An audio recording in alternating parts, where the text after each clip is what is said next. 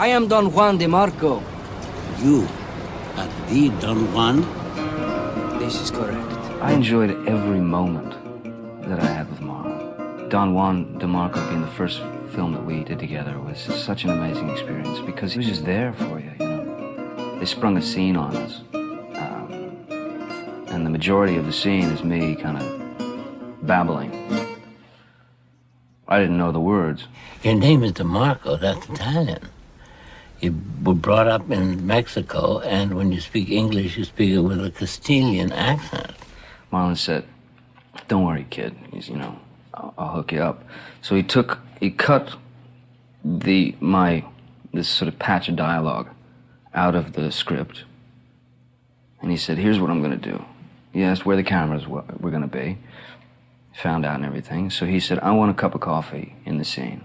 Got a cup of coffee. And he held the cup like this. I was directly across from him. And he put that piece of paper with the lines right there where his coffee cup was hiding from every angle. And he sat there in the scene holding that cup of coffee, taking a sip, and letting me read my words, you know.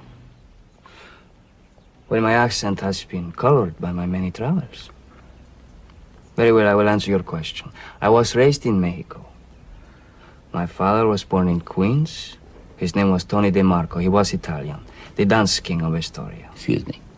Your father was a dance king here in New York City in Astoria? See? We had a similar sense of humor, you know, sophomoric, like the sense of humor of like a 5-year-old kid, you know, practical jokes, that kind of thing. I called him and arranged to go up to his house for dinner. I had this little, it's a sort of a, well, fart machine, basically, isn't it? It's a little sort of rubber thing that you squeeze in your hand and you make these very beautiful, you know, noises. I'll never forget when I hit it the first time, this perfect sound came out. And Marlon looked over and he went, "Very good, John." And so then I proceeded to really start nailing it. And he wasn't hip to it. He didn't see the thing at all. He started getting concerned, you know. He was like, you know, my God, you know, that's not normal, man. You know, you should, something very wrong here, you know. We got to get you to a doctor. And I was holding in my laughter. And finally, at a certain point, like, you know, he was literally like getting on the phone to get a doctor to see me because he was so worried that my guts were like, you know, exploding. So I let him in on it and I showed him the thing. And he fell over. He was like crying, laughing. We were howling with laughter. And